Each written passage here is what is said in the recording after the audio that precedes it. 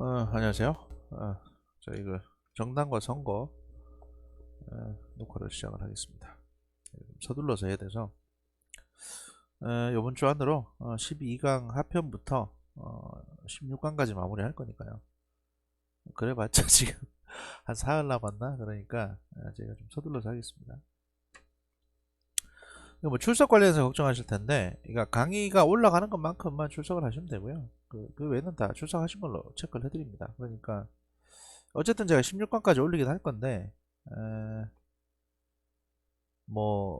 이제 이게 출석 체크 기한이, 그러니까 저 성적 입력 기한이 28일, 24일까지, 아니지. 26일까지인가 그렇거든요. 그러니까 이제 24일까지 저한테 리포트 제출해 주시면 되고, 출석도 그때까지 한 걸로 이제 컨트롤 할 겁니다. 그러니까 어쨌든 간에 24일 이전까지는 제가 강의를 다 올릴 거니까, 거기 출석 달아주시면 돼요. 네. 너무 그렇게 빡빡하게 안 할 거니까 걱정하지 마시고요. 그러면 시작을 하도록 하겠습니다. 저희가 지난 시간 때 이제 미국에 관해서 대통령 중심제까지 했었고요. 그 다음에 이제 권력 분립에 대해서 이제 할 차례입니다. 그 내용을 보면, 헌법주의자들이 창조해낸 연방제가 연방국가의 단일 주권과 권력 집중을 막으면서 그 주정부와 이원 구조를 이제 만들고 양자간 독자적 관할권을 창출해내는 작업이었다면, 권력 분립론은 연방정부 내에서 다시 권력의 집중을 막고자 하는 의도에서 고안되었다. 그들은 처음부터 권력이 한 개인이나 한 기관에 집중되는 것을 막고자 했다.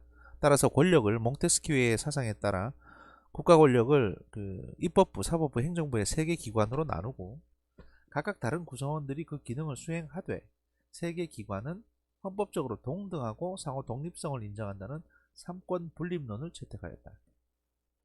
즉 법률에 대한 재정권은 의회에, 집행권은 행정부에, 그리고 해석권은 사법부에 맡김으로써 상호 간의 배타적인 권한을 부여받고 구성도 각기 달리 이루어지도록 하였다. 상하원 의원, 그리고 대통령, 연방판사 모두 각각 다른 방식으로 선출되고 책임지는 선거 국민도 다르게 디자인되었다. 그리고 주정부도 이원적 연방제의 구조에 따라 연방정부와 같은 방식으로 구성이 이루어지도록 하였다. 하지만 시간이 흘러감에 따라 독립규제위원회나 정부기관들이 규칙을 제정한다든가 연방대법원의 사법심사를 통해서 사법부가 일종의 법률 제정 기능까지 담당하게 되는 등 권력 중첩 현상이 발생하고 있다. 아무래도 그렇죠. 지금 사실 우리나라에 현재 벌어지고 있는 검찰총장의 탄핵 관련해서도, 그러니까 해임이죠. 아니, 정직 관련해서도 이 규정상 원래 검찰총장이 이렇게 이제 좀 자기가 좀 억울하다 싶어 정직 결정을 당하면 이걸 가지고 저기 법원에 해석을 요구할 수 있습니다. 법을 해석하는 게 법원이니까. 근데 이제 청와대에서는 마치 본인들이 임명권자니까 뭐 그냥 정직 당했으면 부끄러운 줄 알고 나가라 라는 식으로 뭐 그렇게 이제 민주당 쪽에서 얘기하는데, 그건 사실 말이 안 되는 거예요. 왜냐면 행정부는 그 집행을 하는 기관이지 법을 해석하는 기관이 아닙니다. 그래서 행정부에서 이 정직이 뭐 잘 됐네 못했네, 이 정직이 올바르냐 아니네, 이걸 판단할 권한이 없어요. 이건 어디까지나 사법부에서 판단을 해야 됩니다. 그런데 지금 민주당의 그 많은 분들은 본인들이 마치 여기에 대한 해석까지 내리려고 하고 있죠. 그러니까 이거 되게 부적절한 행위고요. 그 법원의 판단을 기다리시는 게 맞습니다. 그 다음에 이제 견제와 균형입니다. 여기에서 이제 체크 앤 밸런스라고 적혀 있는데, 헌법 주창자들은 국가 권력의 집중을 막기 위해서 세계 기관의 권력 분립에 그치지 않고 상호 견제하도록 설계를 했는데, 저기 이제 그림 2-1과 같이 한 개의 기관에 두 개의 기관이 견제하도록 함으로써 세 개 기관의 상호 간의 견제와 균형을 달성하도록 고안하였다. 보통은 이제 이렇게 돼 있죠. 그러니까 이제 정상적인 국가라면 이렇게 되는 게 맞습니다. 저희가 이제 미국을 이렇게 보면서 느끼는 게 뭐냐면, 미국의 이런 시스템을 한국이 이제 그대로 본받아서 가져왔는데 한국은 이게 굉장히 좀 문제가 많아요. 왜냐하면 보통은 하나가 엇나가면 이 두 개가 서로 견제하도록 되어 있습니다. 예를 들어서 지난 정권 같은 경우에 청와대가 너무 엇나가니까 의회와 사법부가 대통령을 밀어냈죠. 그게 정상입니다. 그런데 지금 같은 경우는 그 행정부 내에서 싸움이 벌어지고 의회가 청와대 편을 들고 사법부가 검찰 편을 들고 있는 상황입니다. 그러니까 이제 이게 완전 갈라져 버렸죠. 원래 이렇게 되면 안 되는 거거든요. 그러니까 한 기관이, 그러니까 행정부하고 의회가 너무 똘똘 뭉쳐가지고 뭔가 합법적이지 않은 짓을 하게 되면 이건 사법부에서 막아줘야 되는 건데, 사실 그 자체가 벌써 나쁜 짓인 거예요. 보통은 의회가 중립을 지키죠, 이런 경우에. 근데 지금 그런 상황이 아니다라는 것이고, 그 다음에 연방정부의 우월성. 헌법은 연방국가를 유지하기 위하여 중앙정부와 주정부가 국가 권력을 공유하고 있다는 것을 인정하면서도 양자 간의 불협화음이 발생한 경우 연방정부가 우위에 있다고, 연방정부가 우선하여 해결할 수 있어야 한다는 것을 명확하게 하고 있습니다. 구체적으로 미국 헌법 제6조는 헌법과 조약을 포함한 미 합중국의 법률은 이 나라의 최고법이 된다라고 규정해서 연방 헌법의 우위를 규정하고 명확하게 하고 있습니다. 이는 연방 대법원의 판결을 통해서도 여러 차례 확인된 바 있습니다. 이 판결을 보면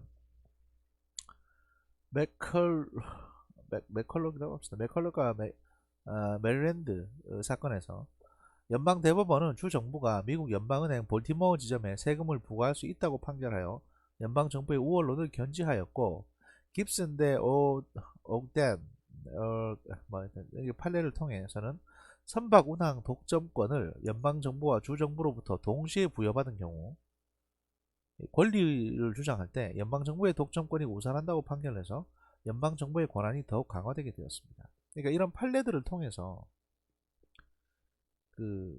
이제 법적으로 분쟁이 붙었을 때 이 판례들을 통해서 이제 계속 지속적으로 같은 결정이 나오게 되는 거죠. 그래서 미국에서 변호사 하려면 판례들을 굉장히 많이 외워야 됩니다. 이게 다 법조문을 외우는 게 아니라 사례를 외우게 돼 있어요. 그럼 그 사례를 연구하게 되고 결국엔 역사를 연구하게 되는 거거든요. 그게 사실 중요한 거예요. 우리나라 같은 경우는 역사 연구보다는 어떤 법 조문을 이제 그 구성 원리를 딸딸 외우게 돼 있습니다. 근데 미국은 조금 다른 구조죠. 사실 법을 공부하는 데 있어서는 미국이 훨씬 더 편할 수도 있습니다. 이런 불문법 국가가. 왜냐하면 이런 판례들은 일반적으로 되게 상식적인 선에서 내려지기 때문에 이게 대체적으로 이제 이 역사만 이해하고 있어도 이 판례가, 이 결정이 어떤 식으로 고민이 되어서 어떤 판례가 나왔겠구나라는 걸 대충 유추할 수 있습니다.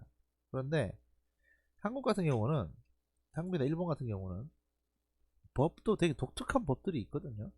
그리고 이제 그것들을 적용을 하는데 그 적용할 때마다 다 해석의 여지가 조금 달라지니까 한국법은 이제 법 조문도 외워야 되고 또 그 독특한 판례도 외워야 되고, 그게 나중에 이제 다른 재판에 의해서 그 판례가 또 뒤집어지면 왜 뒤집어졌는지도 외워야 되고 좀 복잡합니다. 이게.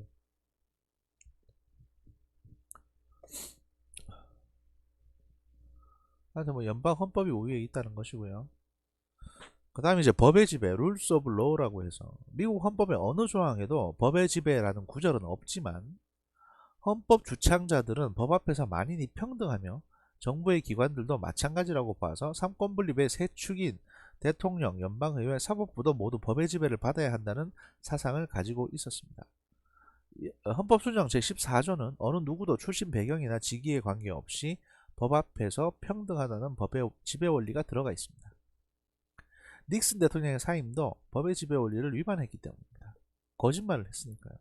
왜냐하면 FBI나 법무부에서 조사를 하는데 거기에 대해서 거짓말을 하고 증거를 은닉해라, 그 다음에 선거에 개입해라, 이런 식의 이제 얘기를 한 게 다 녹음이 됐기 때문에 여기엔 대통령이 거짓말을 한 게 되거든요. 그러면 물러나셔야 돼요. 그때 안 물러났으면 아마 의회에서 탄핵을 당했을 겁니다. 그러니까 그 탄핵 당하는 수모를 겪지 않기 위해서, 또 미국 역사에 탄핵당한 대통령이라는 기록을 남기지 않기 위해서 물러난 거죠, 자기가 먼저. 근데 이제 박근혜 대통령은 그러질 못했죠. 사실 국회에서 탄핵이 됐을 때 사안의 경중을 봤을 때, 물론 탄핵된다고 해서 무조건 다 뭐 그냥 자진해서 사임해야 된다라고 하는 건 아닙니다. 노무현 대통령 같은 케이스도 있으니까. 그러니까 뭐 대도 안 하는 건으로 탄핵을 하게 되면 그거는 진짜 맞서야죠. 맞서야 되는데 박근혜 대통령 같은 경우에는 너무 사안이 뻔했거든요. 그리고 이제 자기가 속한 당에서조차 버림을 받았습니다. 이거는 모든 사람들이 이 사건을 봤을 때 같은 결론을 내렸다는 거예요. 이건 안 된다. 이건 탄핵감이다. 라고. 대통령이 헌법 준수의 의무를 위반했다라고. 그럼 물러나셔야죠. 근데 안 물러난 거죠. 그러니까 감옥에 가는 겁니다. 사실 그 전에 수많은 사람들이 그 자진해서 사퇴를 하시는 게 어떻겠냐라고 조언을 했을 겁니다. 그러면 사실 뭐 검찰 기소나 감옥 가시는 거나 이런 것까지는 좀 피할 수 있도록 어떻게든 노력을 해보겠다. 또 불구속 재판이라든지 가능하면 이제 그 사실은 이런 식으로 가능하면 그 사임을 하게 되면 그 이후에는 보장을 해줍니다. 대통령 같은 경우에. 근데 본인이 그걸 거부했어요. 그거 어쩝니까? 할 수 없죠. 근데 그렇게 된 거고요. 예, 대통령에 관해서 보면요. 미국 대통령. 그 대통령의 선출과 자격. 최근에 이제 보셨죠? 이 내용에 대해서는. 저희가 이제 많이 봤습니다. 그 삼권 분립 체제 하에서 미국 대통령은 국민들이 직접 선거를 한 다음에 각 주에 할당된 선거인단 표수에 의해서 선출되는 그 선거인단에 의해서 간접선거로 선출됩니다. 그 대통령 선거인단은 각 주 출신 상하원 의원의 총수가 그 주에 그 주 선거인단 수가 되고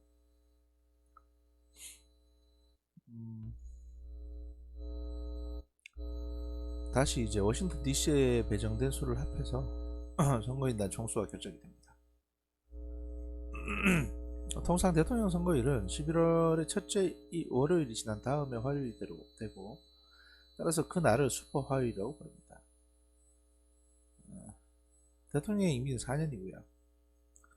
1804년에 제12차 헌법 수정에 따라서 대통령 후보와 부통령 후보가 분리됐습니다. 그러니까 그전에는 어떻게 했냐면 이제 이긴 사람이 대통령이 되고 진 사람이 부통령이 되고 막 이랬었거든요. 1951년에 22차 헌법 수정에 의해서 대통령의 3선 연임이 금지됩니다. 이게 뭔 일이냐면 그 프랭클린 루즈벨트 대통령이 3번을 해요. 3번을 하고 이제 한 번 더 하려고까지 했었습니다. 그게 이제 2차 대전 때였기 때문에. 그러다 갑자기 이제 죽죠. 아파서. 그래서 이제 트루먼이 되고 트루먼이 전쟁을 마무리합니다.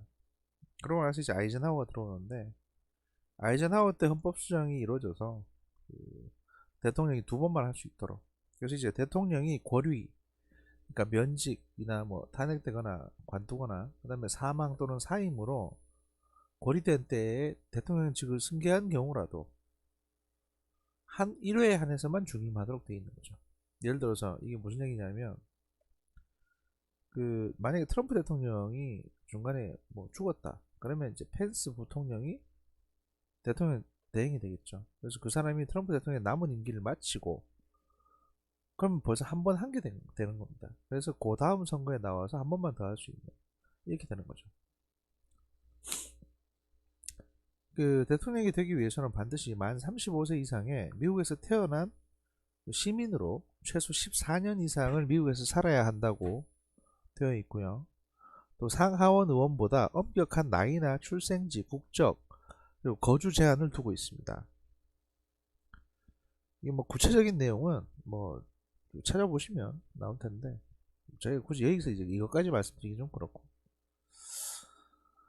다음으로 대통령의 권한 강화. 미국에서 권력의 분립은 부처 간의 분명한 권력 분립이라기보다는 오히려 권력을 공유하는 분리된 제도를 의미합니다.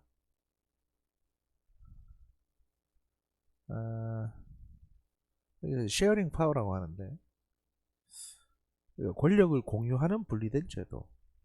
미국 헌법의 기초자들이 파운딩 파더들이 행정부의 리더십을 제약하는 체제를 형성했고 대통령을 포함한 행정부와 의회 간의 끊임없는 상호 견제와 균형 속에서 정부 활동이 이루어지도록 헌법적 기초를 만들었습니다. 그리고 뭐 행정각부의 기관들도 서로 각자가 이제 교차해서 권한들을 조금 나눠 가지고 있는 경우도 있고, 또 그들이 이제 서로 이제 그 교차해서 견제하기도 하고요.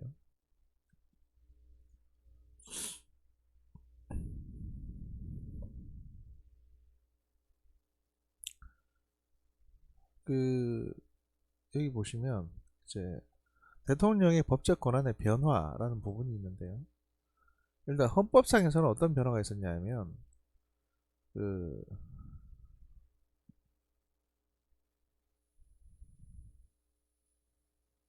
여기 보시면 이제 1933년에 수정헌법 그 제20조가 만들어져서 레임덕 조항이 생깁니다. 이게 뭐냐면 새 대통령의 취임일을 선거일에 보다 가깝게 정하는. 예를 들면 이게 이제 선거일이 있고 새 대통령이 취임하는 게 만약에 한 6개월 차이가 난다고 칩시다. 그러면 6개월 동안 이 현직 대통령은 6개월 동안 그냥 이건 뭐랄까 이제 곧 가실 분 취급 받는 거예요. 왜냐하면 권한이 전부 다 새로 대통령 당선자에게 이제 몰려갈 테니까 사람도 몰릴 테고, 그러면 이 6개월 동안 이 지금 현직이자 이제 전임 대통령이 돼버린 사람은 아무 일을 못 하게 됩니다. 뭐 누가 그 사람 말이나 듣겠어요? 그러니까 이 폭을 가능한 한 줄이는 겁니다. 그래서 이제 선거 당선되면 뭐 그 다음 달에 바로 뭐 취임하게 한다든지 이런 식으로. 그 다음 수정헌법 제22조 1951년에 바뀐 조항은 아까 말씀드렸던 것처럼 이제 연임으로 제한하는 그 불문법적인 관행이 있었거든요. 그러니까 예전에 제가 말씀드린 프랑클린 루즈벨트가 3번 했다고. 근데 이게 법에 위반된 건 아니었어요. 왜냐하면 법에 몇 번 해라는 게 없었습니다. 그때까지. 대신 이제 통상 2번만 하시는 게, 그러니까 2번 하고 3번 한 사람이 없었거든요. 근데 루즈벨트는 당시 전쟁 시기였기 때문에 3번째 선거에 나왔고 당선이 됐어요. 이걸 보니까 야 이거 안 되겠다 이래가지고, 그래서 이제 2번만 하도록 법에 아예 헌법에 법제화 시켜버린 겁니다. 그 다음에 이제 수정헌법 제25조 1967년에 나온 건데요. 대통령의 탄핵, 사망, 유고 시에 부통령의 대통령직 승계와 부통령직 고리 시 대통령이 부통령을 임명하고 의회가 인준해야 함을 명문화 합니다. 이게 아마 케네디 암살 사건 그 전후로 이런 일이 생긴 걸 텐데, 그 대통령이 만약에 사망했을 경우에 부통령이 즉시 대통령이 되고, 그럼 그렇게 대통령이 된 부통령은 비어있는 자기 부통령 자리를 이제 자기가 하나 임명해서 앉히는 거죠. 보통 그 선거를 내야 되는데 이건 긴급한 상황이니까 뭐 하원 의원이든 상원 의원이든 또는 이제 또 다른 뭐 주지사든 간에 하나 정해서 앉히게 되는 겁니다. 대통령의 법적 권한의 변화가 이제 법으로, 그러니까 헌법 말고 법으로 된 거, 법으로 이제 이렇게 만들어진 거는 뭐가 있냐면 1921년에 예산회계법, 그 다음에 1939년에 이제 뭐 행정부 제조직법, 뭐 이런 여러 가지 법들이 있습니다. 전쟁 선포권을 가진 의회 승인 없는 대통령의 선언 없는 전쟁을 불법화한다든지, 이게 이제 권한을 보조해 준 것도 있고 권한을 제어해 준 것도 있고, 이런 법으로 이제 됐다는 거죠. 건국 초기 메디슨과 해밀턴의 논쟁에서 메디슨은 과도한 행정 권력은 자유를 위협한다는 것을 역설을 했습니다. 이에 반해서 이제 연방주의자인 해밀턴은 그 강력한 정부와 강한 대통령을 옹호해서 서로 논쟁을 했습니다. 메디슨의 주장대로 대통령의 행정부는 헌법적으로 다소 약하지만 그 법의 지배에 의존하는 형태로 설립이 됐습니다. 즉 미국의 대통령과 행정부는 헌법이나 의회가 정한 한계를 넘는 업무를 할 수 없도록 의도적으로 고안된 일련의 제약 속에서 운영이 되고 있는 겁니다. 대통령의 권한 변화는 헌법의 수정보다는 법적 제한과 오히려 의회와 이 관계 속에서 견제와 균형이라는 그 미국적 전통에 따라 지속적으로 나타나고 있습니다. 이거 가장 궁금하시면 이거 저 하우스 오브 카드라고 미드 있잖아요. 케빈 스페이시 나오는 그거 시즌 1을 보시면 끊임없이 대통령이 누군가와 협상, 의회에 누군가와 협상을 해야 되는 상황이 나옵니다. 대통령 권한과 관련된 새로운 법의 제정은 대통령직을 강화 혹은 약화시킬 수 있는 효과를 나타내고 있습니다. 대공황기에 당선돼서 사선을 한 루즈벨트 대통령 이래로, 그러니까 사선하셨네요. 루즈벨트 3선이라고 말씀드렸는데 이 양반 4선했습니다. 대통령의 연임 제한을 담은 헌법수정 제22조가 1951년에 비준됐고요. 그 이후 많은 법안의 제정과 개정에 따라 대통령의 권한이 강화 또는 약화되어 왔습니다. 미국 대통령은 이제 헌법 2조에 의해서 의회를 통과한 법률안에 대하여 승인하거나 거부할 수 있는 권한이 있고요. 법률의 범위 내에서 필요한 행정명령을 발동할 수 있는 권한이 있습니다. 이걸 이제 executive order라고 합니다. 행정명령. 그리고 상원의 동의를 얻어 각 내각의 이제 장차관, 부장관의 임명, 그리고 연방의 주요 직위와 대사, 연방 법원의 판사 임명권과 사면권, 그리고 형집행 연기권, 그리고 상원의 동의로 외국과의 조약 체결권, 외교권, 미국 군대에 대한 지휘권, 비상조치, 연두교서를 의회에 보내 의회를 소집할 수 있는 권한 등 여러가지 강력한 권한을 이제 가지고 있습니다.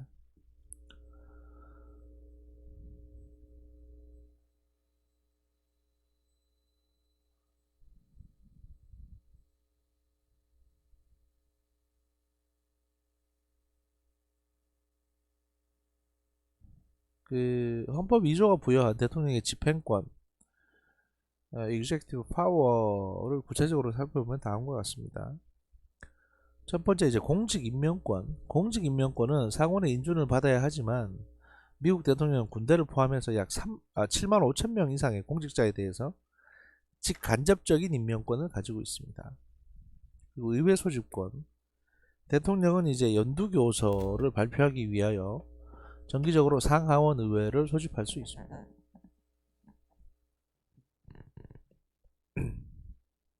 그 다음에 이제 거부권. 그 비토 파워라고 하는데 대통령은 의회가 통과시킨 법률안에 대해서 직접 거부권을 행사하거나 거부 의사를 표명할 수 있습니다.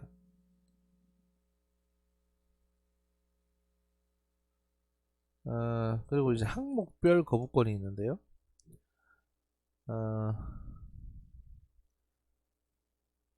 이는 이제 의회 세출 법안에 대해서 항목별로 거부할 수 있는 권한을 말하는데 1998년 연방 대법원에 의해서 위헌 판결을 받아서 현재는 대통령의 권한이 아닌 걸로 되어 있습니다.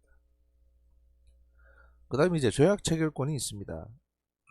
그 대통령은 미국 정부와 조약을 체결할 수 있으며 이 조약은 상원의 비준을 받아야 효력이 발생을 합니다. 상원은 수정안을 제출할 수도 있으며 역사적으로 약 70% 정도에 대해 그 비준해 왔다고 하는데 대통령은 상원의 비준이 용이하지 않으면 이제 행정명령이라는 편법을 활용하기도 합니다. 그러니까 상원의 명령이 안 나오면 상원의 비준이 안 나오면 그냥 본인이 그냥 저기 대통령령으로 추인할 수도 있는 거죠. 그 다음에 이제 최고사령관, 커맨드 인 치프라고 하는 최고사령관 권한이 있습니다. 이거는 뭐냐면 미국 대통령은 군을 지휘 통솔할 수 있는 최고사령관이고요. 그러나 전쟁 선포권은 의회가 가지고 있습니다. 1973년 의회는 전쟁권한법을 제정을 해서 대통령의 의회 동의 없이는 미국 군대를 해외에 파견할 수 없도록 규정을 했습니다. 그 다음에 이제 사면권이 있습니다. 대통령은 탄핵권을 제외하고 연방범죄에 관해서 사면권과 그 형집행 정치권을 행사할 수 있습니다. 그러면 이제 뭐 테러 관련 액션 영화 같은 걸 많이 보시면 테러범이 이렇게 잡혀가지고 끌려옵니다. 그래서 근데 말을 안 해요. 내가 핵폭탄을 어디에 설치했는지 말 안 합니다. 그러면 이제 그 잭 바우어 같은 사람이 가서 핵폭탄 어쨌냐고 막 얘기하라고 막 다리에 막 총 쏘고 막 이렇게 막 하거든요. 그러면 이제 그 범죄자가 요구하는 게 있어요. 대통령 사면권을 갖다 달라. 그러니까 대통령이 서명한 파던 서명한 사면장을 갖다 달라. 면책장. 이 문제에 대해서 나한테 더 이상 책임을 수용하지 않겠다는. 그러면 이제 그 연락해가지고 받아서 줍니다. 그러면 그 순간 그 사람은 미국 내에서 어떤 처벌도 받지 않게 되는 거예요. 그러면 이제 핵폭탄의 위치를 얘기하고 해피엔딩으로 끝나는 뭐 이런 것들이 주된 액션 영화의 소재였죠. 근데 이제 미국 대통령에게는 한국과 같은 보다 강력한 대통령제 국가와는 다르게 상권 분립의 원칙에 따라 법률안 제출권이 없습니다. 그러니까 미국 대통령은 법률안을 제출할 수가 없어요. 또한 의원 내각제 국가와는 달리 의회 해산권도 주어지지 않습니다. 이러한 미국 대통령의 권한을 다른 대통령제 국가들의 대통령 권한과 비교하면 미국 대통령의 권한이 상대적으로 큰 게 아니라는 걸 알 수 있습니다. 제약이 많죠. 그래서 이제 한국은 이제 약간 프랑스식의 대통령제를 미국식하고 프랑스식하고 섞어서 지금 운영을 하고 있습니다. 그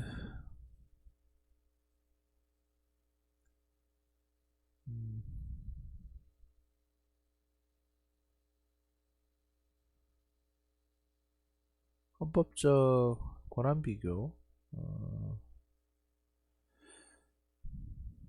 이 권한 비교를 보면요.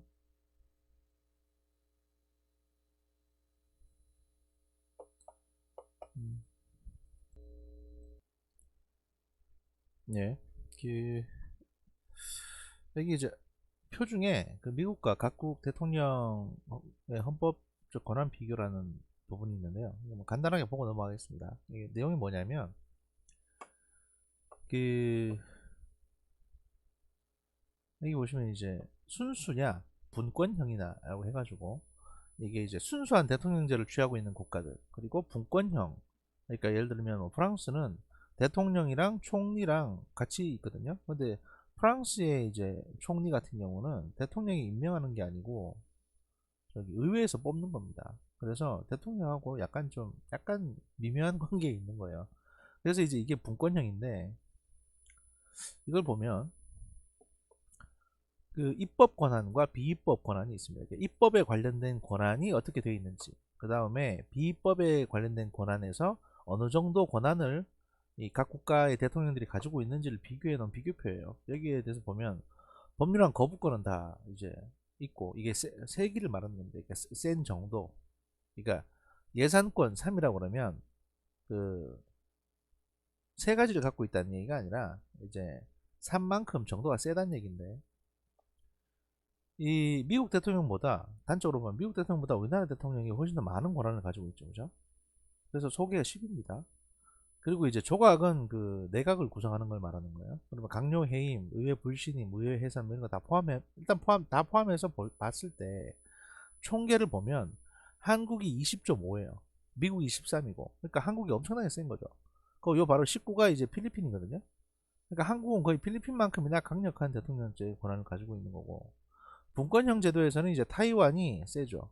그러니까 이게 다 이제 전쟁 중인 국가들이 좀 대통령 권한이 센 부분들이 있습니다. 이걸 비교해 주는 거예요. 그래서 사실 이제 한국의 제왕적 대통령 제도가 미국 대통령보다 더 강력한 권한을 가지고 있다. 이걸 말해 주는 거고요. 이러면 이제 미국의 대통령은 사실 헌법상의 권한 이외에 자신이 가진 성격, 그러니까 이제 개인적인 그 성격, 캐릭터 또는 이제 정치적인 캐릭터 이걸 말하는 건데 이것과 유권자, 언론, 의회를 대하는 관계 기술에 의하여 많은 차이를 가져왔습니다. 그러니까 대통령마다 그 뭐랄까요 영향력이 차이가 나는 거죠. 그러니까 레이건이나 뭐 오바마는 영향력이 좀 센 편이고 그 외에 다른 대통령 영향력이 좀 약한 편이고 막 그런 걸 말하는 겁니다. 하우스 오브 카드라는 미드를 보면 그 소위 대통령이라는 사람이 어떤 정치력을 발휘했을 때 어떤 일까지 할 수 있는지를 아주 단적으로 보여줍니다. 그래서 이제 하우스 오브 카드가 제법 괜찮은 정치 드라마다 라고 이제 얘기하는 게 바로 그 때문이에요. 왜냐면 그 각본 작업에 사실 각본 작업에 그 정치 보좌관 출신이나 이제 그 정치했던 사람들 이런 사람들이 많이 참여를 하거든요. 그 여러분 이제 뭐 기억이 나시나 모르겠는데 정도전이라는 드라마가 있었습니다. 정도전. 그 박영규 씨가 이제 2인임으로 나왔었죠. 그래서 그 2인임의 명대사 이래가지고 거의 막 주옥 같은 명대사가 나왔고 이성계 씨가 이제 유동군 아니 이성계 씨 유동근 씨가 이성계 역할로 나왔는데 그 정도전의 각본 작업 그러니까 이제 작가부터 시작해서 각본 작업에 참여했던 사람들이 다 대부분 다 그 대통령이란다 국회의원 보좌관 출신 경력이 있는 사람들이 많이 참여를 했어요. 그러다 보니까 작가 자체가 하여튼 국회의원 보좌관 경력이 있는 사람이었습니다.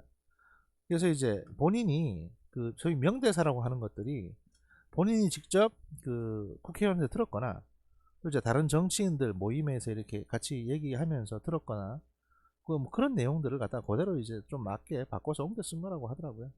그래서 그만큼 이제 와닿고 또 리얼하고 뭐 그렇게 느껴지는 거죠. 그 헌법상의 권한 이외에 대통령의 개인적인 요소, 즉 대통령의 성격과 스타일이 대통령의 대국민, 대의회, 대사법부에 대해서 영향력을 가져온 것도 사실입니다. 지금 우리나라 문재인 대통령도 약간 좀 그런 면이 있죠. 좀 약간 감정적으로 호소하는 부분들이 좀 있습니다. 그 대통령 대 의회 권력, 대통령의 거부권, 비토 파워라고 하는데 대통령은 의회와의 관계에 있어서 두 가지의 특별한 권한을 부여받고 있습니다. 그 하나는 거부권이고요. 다른 하나는 비밀 유지 특권입니다. 미국 헌법이 대통령에게 부여하는 거부권에는 두 가지 방식이 있습니다. 그 하나는 의회에서 통과된 법안에 대해서 10일 이내에 거부 의사를 밝히는 거고 다른 하나는 법안이 전달되고 그 10일 이내에 그리고 이제 의회가 휴회 중일 때 법안에 서명하지 않음으로써 그 법률의 집행을 거부하는 보류 거부를 하는 것으로 법안이 법률로 되는 것을 막는 것입니다. 그러니까 대통령이 서명을 해야 이게 이제 실제 법률로서 시행이 되거든요. 보시면 가끔씩 뉴스 같은 데 보면 나오잖아요. 대통령이 이제 옆에 쭉 사람들이 둘러서 있고 그 대통령이 이제 만연필로 막 뭐 서명하고 나면 그 사람들이 다 박수치고 하는 게 뭐 그런 것들입니다. 그 법안이 행정부로 넘어온 다음에 대통령이 서명을 않거나 거부하지 않고 의회가 계속 열리고 있으면 그 법안은 대통령의 승인 없이도 자동적으로 법률이 됩니다. 그러니까 의회가 열리고 있는 게 중요하죠. 그래서 이 법안을 꼭 가결시켜야 되겠다는 생각, 꼭 이제 이 법안을 시행해야 되겠다는 그 강한 판단이 들 경우에는 그 미 의회에서 그 의회를 계속 엽니다. 그래가지고 이 법안이 통과될 때까지 깔고 뭉개는 거예요. 시간적으로. 그러면 법안이 통과되는 거니까. 그래서 이제 미 의회가 사실상 대통령의 거부권을 그 무력화시킬 수 있기 때문에 미 의회가 이제 강한 권한을 가지고 있는 겁니다. 한국 의회보다.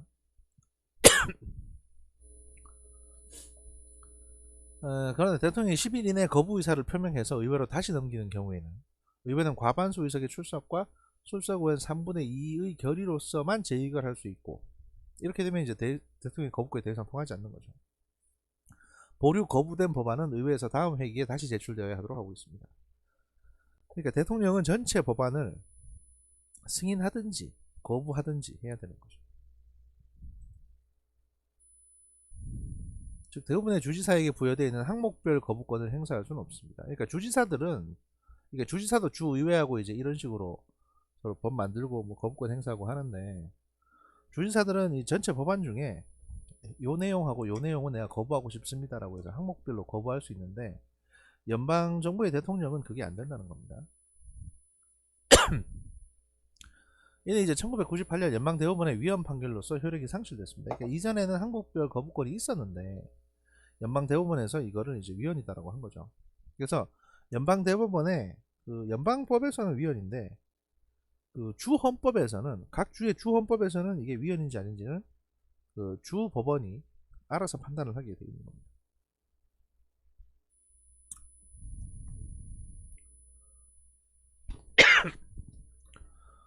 그 사실상 항목별 거부권은 대통령이 세출 예산의 낭비 요인을 제거하고 자신의 정책 목표를 예산에 반영하는 데 유용한 수단이 될 수 있었으나 1998년 연방대법원은 대통령의 항목별 거부권이 권력 분립에 기초한 입법부, 행정부 그리고 사법부의 견제와 균형을 강조하는 헌법 정신에 위배된다고 위헌 결정을 내렸습니다.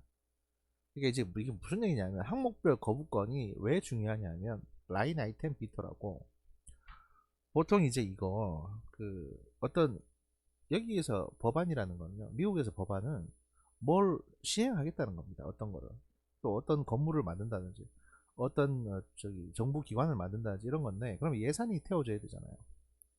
그러니까 법안이 만들어지면 거기에 대한 예산도 자동적으로 탑재가 되는 거예요. 그런데 대통령이 만약에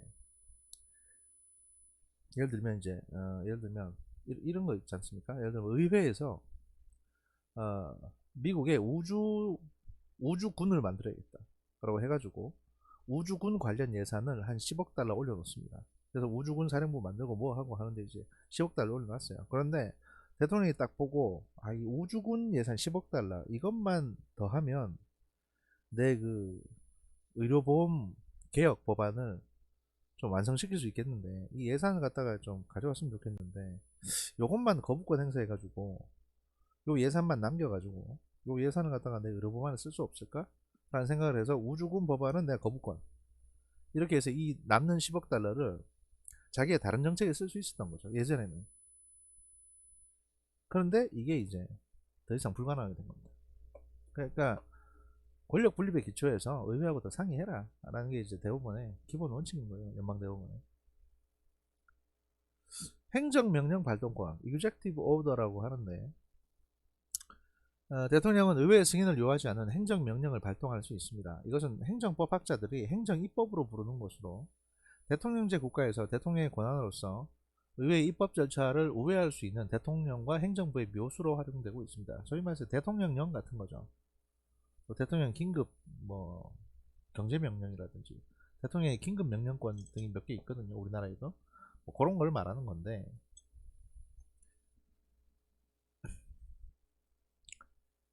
연방정부 기관에 대해서 대통령의 행정명령이 발동되면 의회 입법 절차가 없이도 행정부는 대통령의 명령을 수행해야 되기 때문에 신속성을 갖고 또 어떤 경우에 사회적 정책적으로 커다란 영향을 미치는 결과도 가져옵니다. 일본의 진주만 공격 이후에 그 루즈벨트 대통령이 미국 내 일본인들에 대한 억류 조치 사실 인권을 무시하고 헌법을 위반한 거거든요. 이거 의회에 해달라고 그러면 당연히 의회 안 해줍니다. 이거 왜냐하면 미치셨어요? 이렇게 되는 거지. 뭐 루즈벨트 대통령이 저기 뭐 그렇게 뭐 보편적인 지지를 얻는 사람도 아니었고 근데 이걸 해버렸고 트루만 대통령이 인종 구분 없이 군대를 통합 운영할 것을 명령한 거 예전에는 어떻게 구조였냐면 흑인들은 뭐 음식이나 만들고 막 이런 거였어요. 근데 이러지 말 이딴 짓 하지 말고 공평하게 임무 수행해라라고 해버린 거. 그 다음에 아이젠하워 대통령이 인종분리 학교들을 통합하도록 한 조치들이 모두 행정명령에 의해서 이루어졌습니다.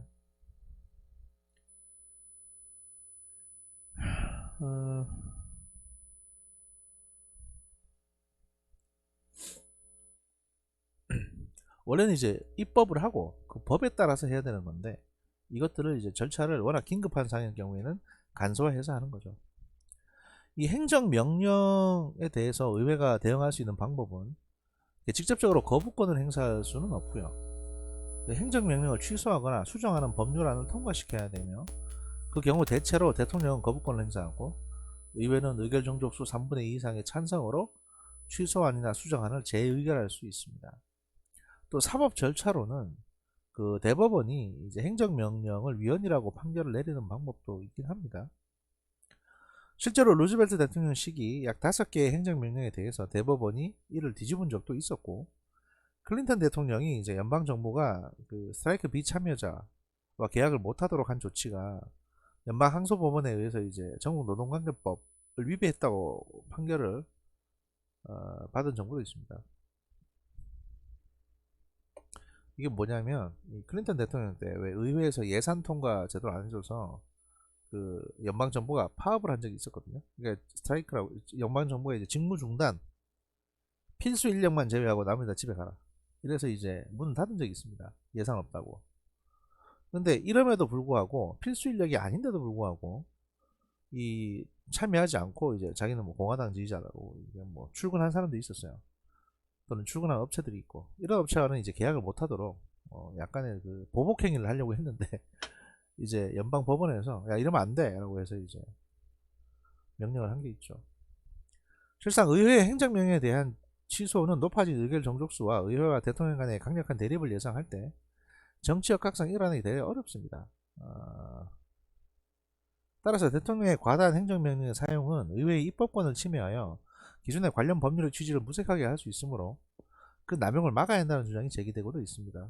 그 행정명령을 너무 남발하게 되면 이게 의회 국가가 아니라 완전히 무슨 대통령 중심의 독재 국가처럼 돼버리는 경향이 있습니다. 그리고 이게 한번 이 미국은 또 이제 성문법 국가가 아니고 불문법 국가다 보니까 행정명령에서 한번 선례가 만들어지면 이게 새로 고쳐지는데 되게 시간이 많이 걸려요.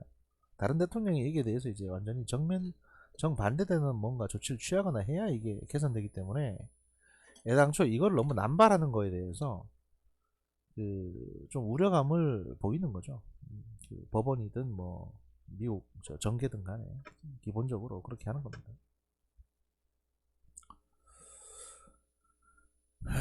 대통령의 행정명령의 발동 현황에 대해서 이제 쭉 나와 있고요. 이렇게 많이 발동했다는 거고, 그랜트 대통령이 맞네요. 루즈벨트가 행정명령을 1000개나 넘게 했고, 그 다음에 우드로 윌슨 대통령도 그렇고, 데어도 루즈벨트, 콜리지, 그 다음에 프랭클린 루즈벨트는 3700개나 행정명령을 발동을 했습니다. 이게 이만큼 비상시기였다는 거죠. 전쟁 시기거나. 그리고 쭉 내려와서 이제 클린턴도 제법 많고요.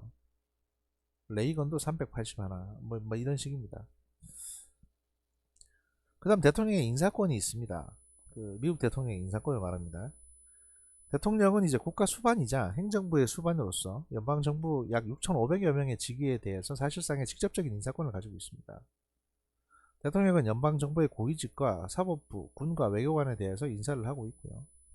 상원의 인준을 필요로 하는 장차관 등 고위공무원과 약 200여 명의 연방판사와 94명의 이제 지역검사장, 200여 명의 각국 대사, 94명의 군사령관, 그리고 이제 미국이 실질적으로 임명권을 행사하는 15개 국제기구의 장과 각종 대통령 자문위원회 위원 등에 대해서 직접적인 인사권을 행사하고 있습니다. 그 대통령이 임명하는 고위 공무원 가운데에는 중앙정보부, 항공우주국 기관장과 연방준비제도 이사회 의장, 증권감독위원회와 연방방송통신위원회 위원장 같은 규제기관의 기관장도 임명을 하고요. 특히 연방준비제도 이사회 이사들의 임기는 14년으로 그 기본적인 대통령의 임기를 넘어서 독립성을 부여받고 있고, 그 7인의 이사 중에서 임명되는 4년 임기의 의장은 연임을 할 수 있으나 대통령이 임명권을 행사함으로써 이제 영향을 미칩니다. 연임을 할지 못할지 대해서도. 또한 대통령이 직접 임명하지 않고 기관의 장이 임명하는 형식을 취하나 실제로는 대통령실이 대통령의 의중을 반영하는 인사권을 행사하는 약 2100개에서 2400여 개의 직위에 대해서 인사권을 가지고 있습니다. 또 임시직 혹은 기간직으로 대통령이 직접 임명하는 2300에서 2400명의 각종 대통령 자문위원회 위원들에 대한 임명권도 행사를 하고요. 여기에다가 이제 비서실 직원도 대통령이 임명을 합니다. 대통령의 비전과 정책이 결국 인사를 통해서 실현되기 때문에 인사권은 사실상 가장 중요한 권한이라고 할 수 있죠. 그 장차관과 이제 부장관, 각종 독립규제위원회, 연방판사의 임명은 상원의 인사청문회를 거쳐서 인준을 받아야 되는데 그 수가 약 500여 명에 이르고요. 이와 같이 미국 의회를 인준 과정을 통해서 대통령의 인사권을 견제할 수 있습니다. 미국 의회는. 동시에 행정수반으로서 대통령은 백악관 관리예산처와 인사처를 통해서 약 200만 명에 달하는 연방관료제의 공무원의 인사를 감독을 하고 있습니다. 또한 미국 대통령은 거부권 외에는 의회가 원할 수 있는 정보를 노출시키지 않을 기밀유지 특권을 행사하고 있습니다. 이는 권력 분립의 원칙 차원에서 또 이제 다른 하나는 업무상 특정 정보는 기밀로 취급할 수 밖에 없다는 시각에서 대통령들이 이제 주로 주장을 하고 있고요. 그러니까 이제 이게 대통령 그 통치 이제 정보 또는 대통령의 그러니까 청와대 그것도 있잖아요. 대통령 기록물 관련해서 일정 부분은 공개하되 또 일정 부분은 이제 비밀로 유지할 수 있는 뭐 그런 것들을 말하는 거예요. 그리고 독특한 제도가 이제 미국의 부통령 제도가 있습니다. 자, 미국의 부통령 제도에 대해서 보면 20세기 중반 이전까지는 미국 부통령은 대통령 유고 시에 그 대통령직 승계와, 그러니까 이제 유고라는 거는 뭐 쉽게 설명드리면 무슨 사고가 있을 때 대통령 승계와 상원의 사회 봉을 잡고 상원에서 이제 사회를 맡고 있는 거죠. 그리고 이제 가부 동수의 경우에만 투표권을 행사하는 미비한 존재로 인식되어 왔습니다. 그러나 그 역할과 위상이 부통령만큼 커진 기관도 없습니다. 점점 이제 위상이 커졌죠. 부통령의 자격 요건은 제12차 헌법 수정을 통해서 대통령과 같이 연령, 출생지, 국적, 거주 제한이 동일하게 요구되고 있습니다. 왜냐하면 만약에 무슨 문제가 생기면 그 대통령이 돼야 되니까. 즉 미국에서 태어나고 미국 시민권자여야 하며 35세 이상으로 미국에서 14년 이상을 거주해야 합니다. 제22차 헌법 수정에서는 2회 이상 부통령직을 임명될 수 없게 했습니다. 부통령직은 대통령 후보의 이제 런닝메이트, 그러니까 같이 선거를 하는 거죠. 런닝메이트로서 지명되나 그 루즈벨트 대통령의 갑작스러운 사망, 아이젠하워 대통령의 이제 병, 그리고 63년 케네디 대통령 암살, 그 다음에 1974년 닉슨 대통령의 중도 사임 등 연속되는 대통령의 유고로 부통령의 직책이 새로이 조명을 받게 됩니다. 조망되게 되는 거죠.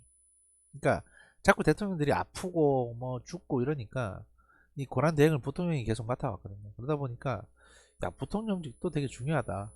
이거 여차하면 대통령직을 승계해야 되는데 멍청한 인간을 앉혀놔서는 안 되겠다. 이런 생각을 하게 된 거죠. 아무나 뽑아서는 안 되겠다는 게 된 거고.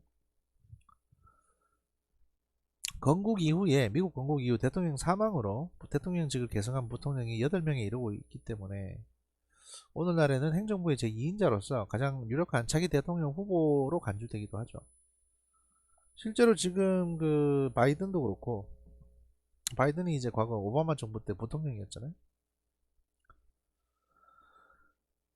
대통령의 제2기 레임덕 기간 중에는 그 대통령 상속자로서 각광을 받으며 권력의 중심에 이동되는 현상도 나타나고 있습니다. 그러니까 예를 들어서 2기 레임덕이라는 게 뭐냐면 2번 밖에 못하니까, 예를 들어서 이제 후임 임기 동안에 이제 결국에는 부통령이 이제 대통령 출마하는 거 아니냐라는 식의 그 새로운 권력 뭐 이렇게 보여진다는 거죠. 부통령의 위상을 제고시킨 최초의 대통령은 아이젠하워 대통령으로서 닉슨 부통령을 적극 활용했고, 클린턴 대통령 시기 이제 엘 고어 부통령은 가장 막강한 역할을 수행한 바 있습니다. 그러나 이는 대통령의 배려에 따른 결과이고요. 엘 고어 부통령은 당시 많은 태스크포스를 이끌면서 적극적인 역할을 수행한 바 있으며, 직접 이제 국가성과평가위원회의 위원장을 맡아서 성과관리를 진두지휘했고, 이게 뭐냐면 내셔널 퍼포먼스 리뷰라고, 이제 우리도 있습니다. 이게 국정 업무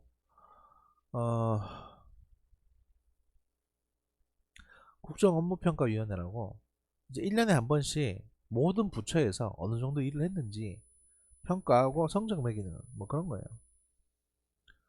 또 이제 환경 이슈에 대해서도 주도적인 역할을 한 바 있습니다. 특히 엘 고어 부통령 같은 경우에는 퇴임 이후에 그 기후 관련, 환경 관련 이런데 이제 굉장히 많은 역할을 하고 있죠. 대통령학 학자인 이제 크로닌 같은 경우는 부통령의 역할을 다음 12가지로 요약한 바 있습니다.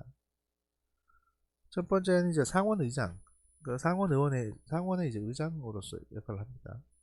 그 다음에 국가안보회의 구성원이고, 각종 국가자문위원회의 이제 의장, 대통령 특사, 대통령의 핵심 조언자, 의회의 연락 책임자, 위기조정자, 임시조정위원회 감독, 대통령의 출장 시의 국무회의 주재, 정당의 부지도자, 대통령 계승 실습생, 미래의 대통령 후보자 등의 역할을 수행한다고 되어 있습니다. 그래서 부통령의 역할이라는 게 굉장히 중요합니다. 근데 이제 그 대통령이 그 해당 대통령이 부통령을 좀 키워줘야겠다 라고 생각을 할 때 부통령 역할이 중요한 거지, 그냥 부통령은 그냥 장식품이야 라고 생각하면, 그러니까 트럼프처럼 펜스라는 사람은 그냥 부통령을 앉혀놓고 그냥 야 너 그냥 뭐 내가 시킨 것만 하고 뭐 대충 뭐 월급이나 받아 이렇게 될 수도 있죠. 이렇게 전락할 수도 있는 겁니다. 그 다음 영부인. 그 영부인 이제 미국 그 시스템에서는 영부인의 역할도 중요합니다. 이게 거의 공식적인 위치에 있기 때문에 미국 대통령제에서 부통령과 함께 대통령 주변에서 중요한 역할을 하는 인물로 대통령 영부인을 지적할 수 있는데 선출직도 아니고 임명직도 아니고 헌법에 그 지위가 명시된 것도 아니지만 이제 대통령의 동반자, 최측근 그리고 이제 영부인 공식 행사가 있을 만큼 거의 공식화됐습니다. 왜냐하면 이게 이제 뭐 헌법에 명시된 건 아니지만 미국 헌법이라는 게 기본적으로 성문법이라기보단 불문법이니까 이런 관례들이 누적되면 이제 자동적으로 지위를 갖게 되는 거예요. 또 그렇게 이제 백악관 예산 내에 영부인 관련 이제 집행 예산들이 편성되기도 하고요.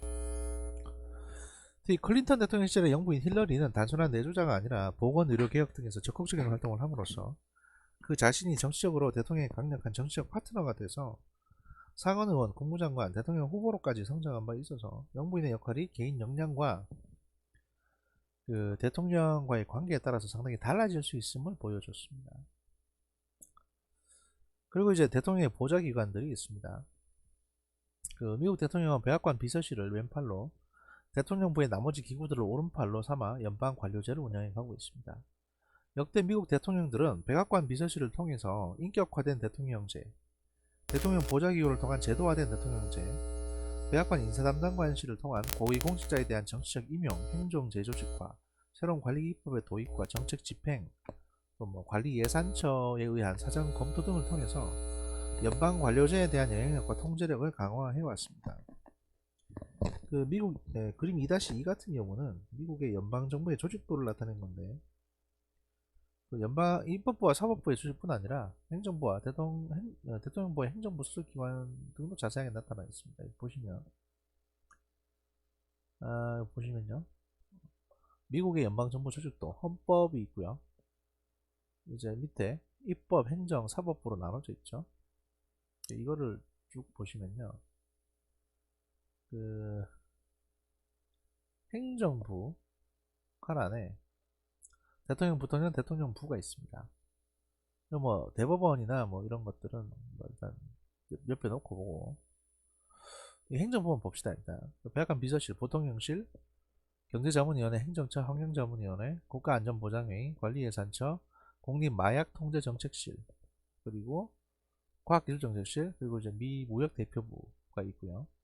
이 행정부 이 밑에 그러니까 행정부 소속되어 있는 각종 부서들을 보면 농림, 상무, 그다음에 국방부, 에너지부, 보건후생, 국토안보부, 도시주택개발부, 내무부, 법무부, 노동부, 국무부, 교통부, 재무부, 보훈부로 되어 있습니다. 뭐 국가 크기에 비해서는 그렇게 부서가 많은 편은 아니죠. 근데 이게 이제 그 연방정부이기 때문에 그런 거고요. 또 밑으로 내려가면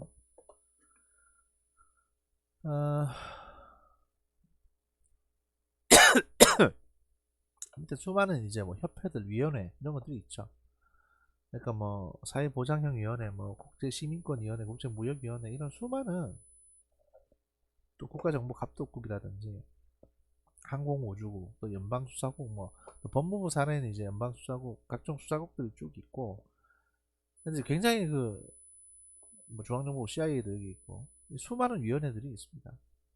기관들이. 이게 다 연방기관이고요. 여기에 근무하는 사람들이 연방요원이 되는 거예요. 페더럴 에이전트라고 불리는. 미국에서 공무원이라는 거는 페더럴 에이전트를 말하는 겁니다. 미국의 대통령부, Executive Office of the President라고 해서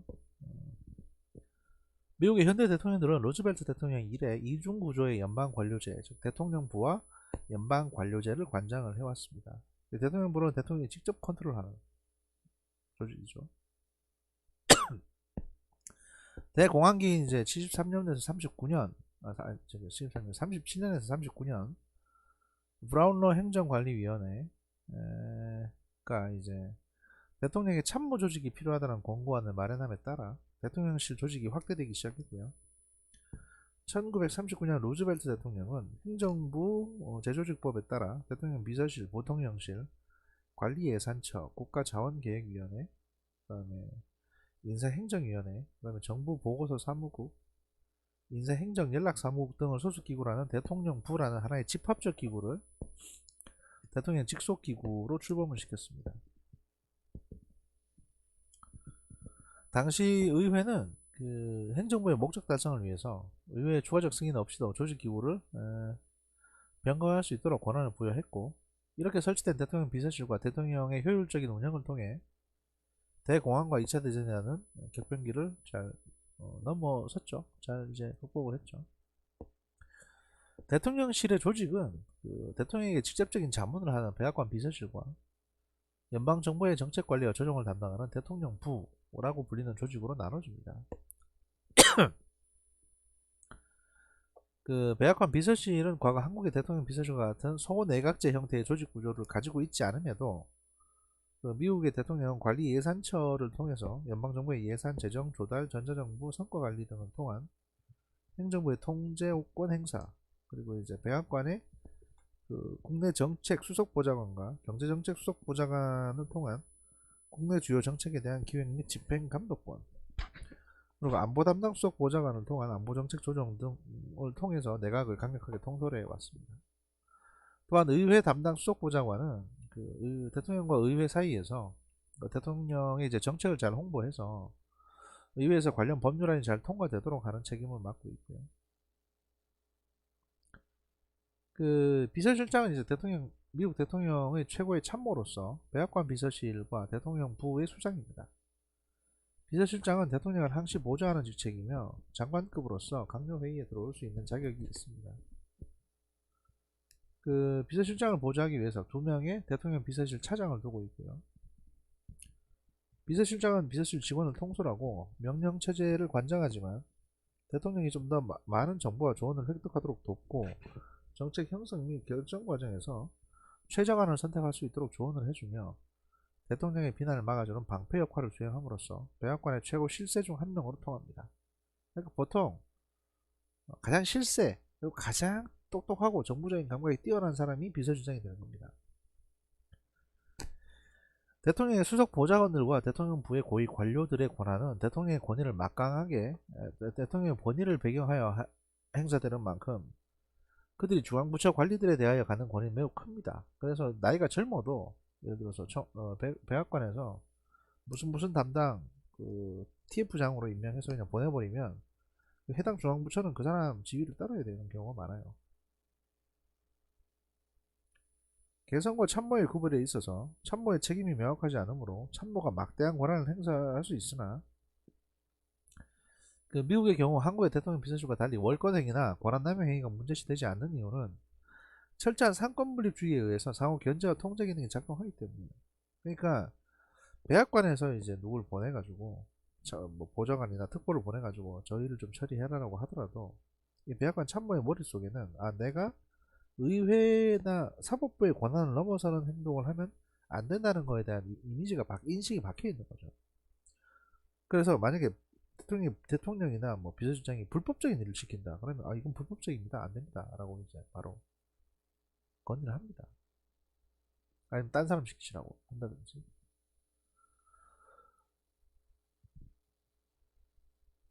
결국 이제 대통령 비서실의 개편 및 운영은 대통령이 어떠한 국정 운영 방식을 택할 것인가에 영향을 받는다고 말할 수 있습니다. 한편 정부의 크기와 복잡성이 증가함에 따라 비서실 직원의 숫자나 예산관리실 공무원의 숫자, 그리고 국가안전보장회의 공무원의 수가 점차 증가되었고 대단히 전문화, 관료화가 진행이 됐습니다. 대통령의 사무실 수는 닉슨 대통령 시기에 대폭 증가되었으며 비서실 규모는 트루먼 대통령 시기에 확대됐고 국가안전보장회의 직원 숫자는 아이젠하워 대통령 시기와 닉슨 대통령 시기에 대폭 확대됐습니다. 이게 둘 다 큰 전쟁이 있던 시기였거든요. 한국전쟁이나 이제 베트남전 같은.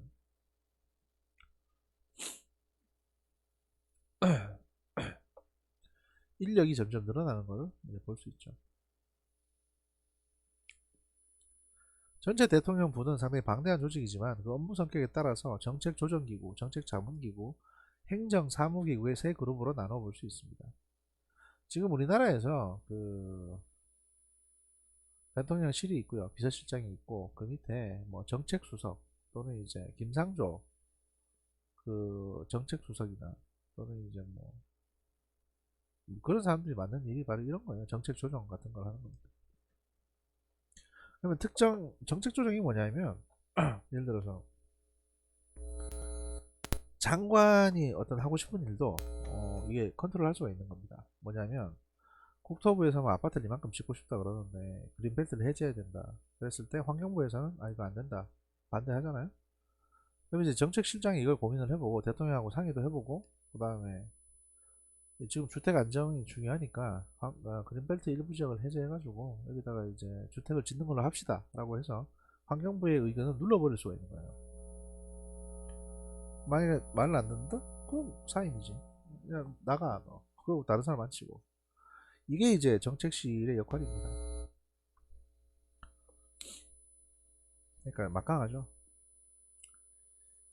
첫째, 대통령을 위해서 행정부의 주요 정책의 입안을 조정하고 특정 부처에 편협한 견해나 단편적 사항이 대통령의 주요 관심사항이 되지 않도록 조정 역할을 담당하는 기구로 국가안전보장회의, 관리예산처, 미국 무역대표부 등이 있습니다. 그래서 이 특정 부처의 편협한 견해나 단편적 사항 이거 뭐냐면 이게 그대로 올라가게 되면 되게 혹한 아이디어가 그대로 올라가면 대통령이 여기 혹해가지고 야, 이거 해야 되는 거 아니야? 하고 설득을 당할 수가 있거든요. 그래서 대통령 혼자 결정할 게 아니라 가급적이면 이 어떤 특정 부처의 편협한 견해나 단편적인 사항이 다른 자문기구들을 통해서 이제 좀 걸러져서 올라가도록 이런 조직들이 있다는 얘기예요. 왜냐면 대통령도 인간이니까 상대방이 설득만 잘하면 넘어가 버릴 수가 있잖아요. 그래서 이런 공식 루트를 만들어 온다는 얘기예요.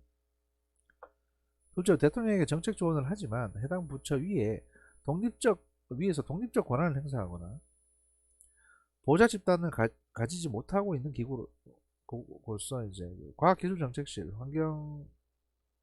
환경자문위원회, 질자문위원회, 환경질자문위원회, 경제자문위원회, 그리고 국가마약통제정책실 등이 있습니다.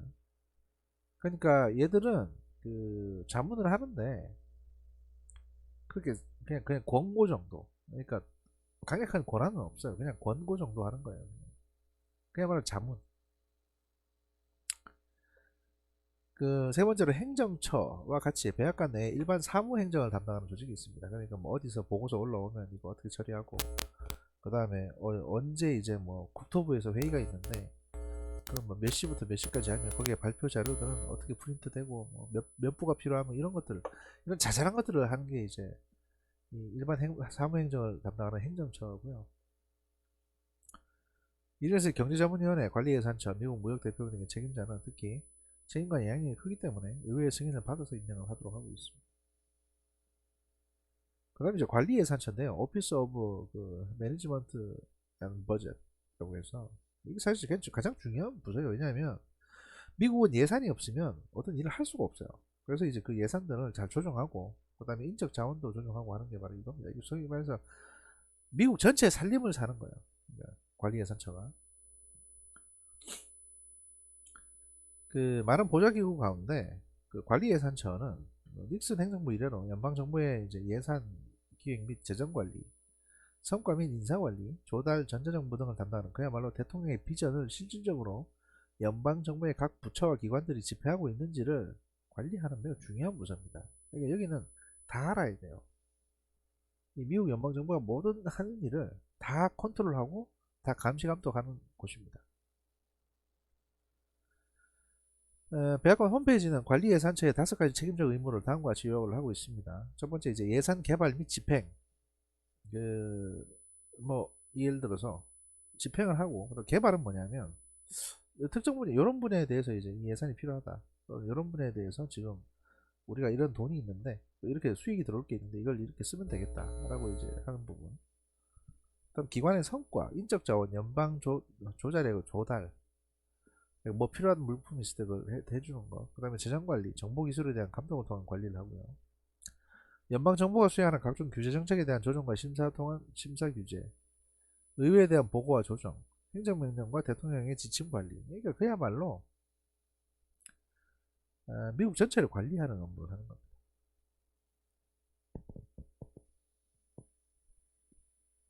관리예산처의 역사를 보면 1921년 예산회계법 제정에 따라서 재무부의 부속 기관으로 만들어진 예산국이 그 모태이며, 그 예산국이 그 1939년에 루즈벨트 대통령 시절에 긴급한 연방정부 관리를 위해서 대통령부로 소속이 이전됐습니다.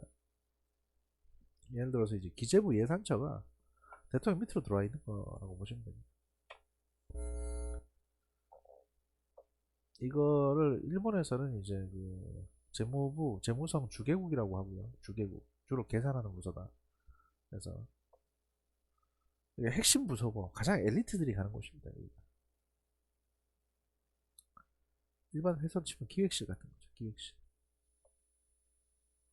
70년에 이제 닉슨 행정부 이르러서 관리 예산처로 재조직화된 이후 예산 및 행정관리의 핵심 역할을 담당해 왔으며, 90년에 와서 관리 담당 부서와 예산 담당 부서를 자원관리실이라는 하나의 부서로 통합함으로써 행정관리의 통합성을 제고하고 있습니다. 현재는 오바마 행정부 시기 관리 예산처의 조직 구도를 나타내고 있는데요. 아래 그림에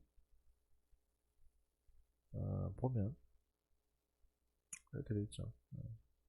관리 예산처 밑에 처장이 있고, 부처장, 관리부처장, 행정부 실장, 비서실장, 그 다음에 뭐 쭉 이제 그 부서 명칭들이 있습니다. 그리고 이제 자원관리실 밑에 천연자원국, 그 다음에 교육 및 수입 유지 노동국, 보건, 일반 행정, 국가안보. 그러니까 거의 다 있는 거죠, 이게.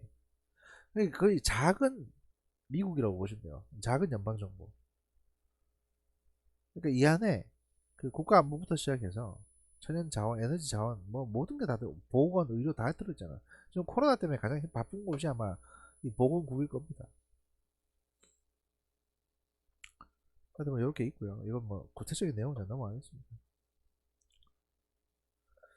그 다음에 이제 연방관료제라는 부분이 있는데, 미국 행정부의 경우에는 선출직인 대통령과 부통령을 제외한 그 이하의 행정조직은 내각을 구성하는 부처와 디파트먼트라고 부처와 독립기구로서 독립행정기구, 독립규제위원회, 또 정부 기업인 이제 공사로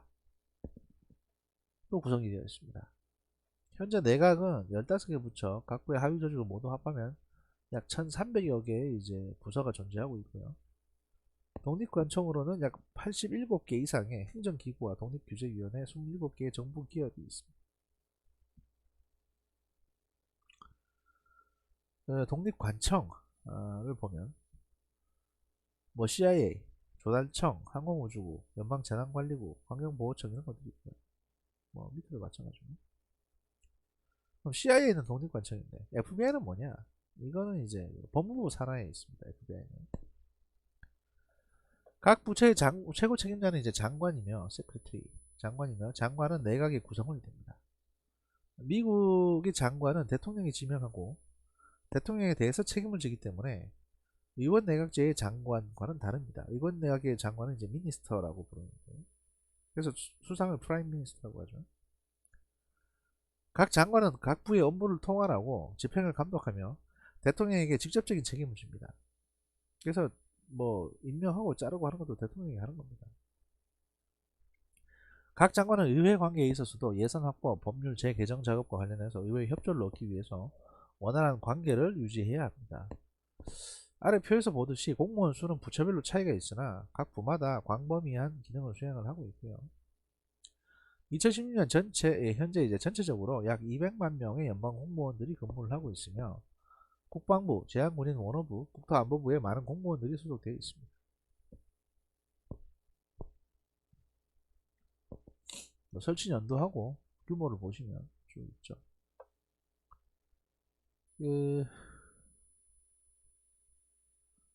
보시면 아시겠지만 이제 재무부가, 공무부하고 재무부가 사실 가장 먼저 설치가 됐습니다. 그리고 공무부보다는 재무부가 숫자가 많았어요, 사실은. 그래서 이제 최초의 미국 그 대통령 경호 업무도 재무부에서 담당을 했던 겁니다. 왜냐하면 이게 연방 조직이고 워낙 넓게 퍼져 있으니까. 그래서 재무부, 트레저리 시크릿 서비스라고 해서 원래 그 재무국의 비밀 경호국이 됐던 거였어요. 이렇게 뭐 쭉 넘어가고요.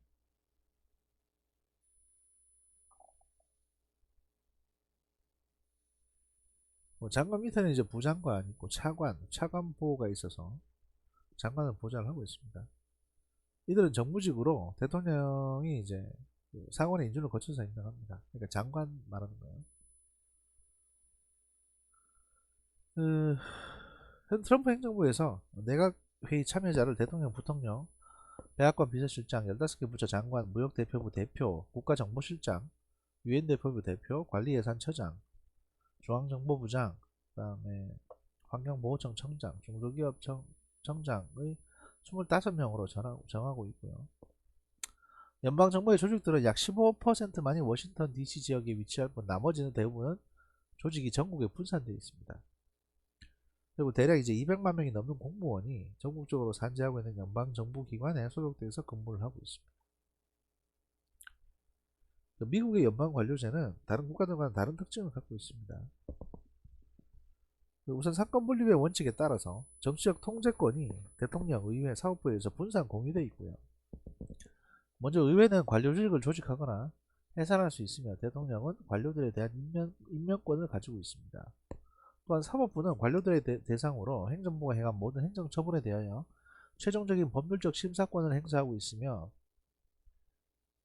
심지어 행정명령이 공포되기 전이라도 정부기관에 대해서 명령 금지 명령을 내릴 수가 있습니다. 또 연방법원은 정부기관에게 상대방에게 헌법이 부여하는 적절 절차에 따라서 권리를 부여하도록 명령을 하고 있고, 두 번째, 연방정부의 업무들이 연방제에 따라 주와 지방정부에 분담되기도 합니다. 이렇게 연방정부 마무리했고, 이제 미국 의회로 넘어갈 텐데, 그건 이제 제가 13강 상편에서 시작을 하도록 하겠습니다.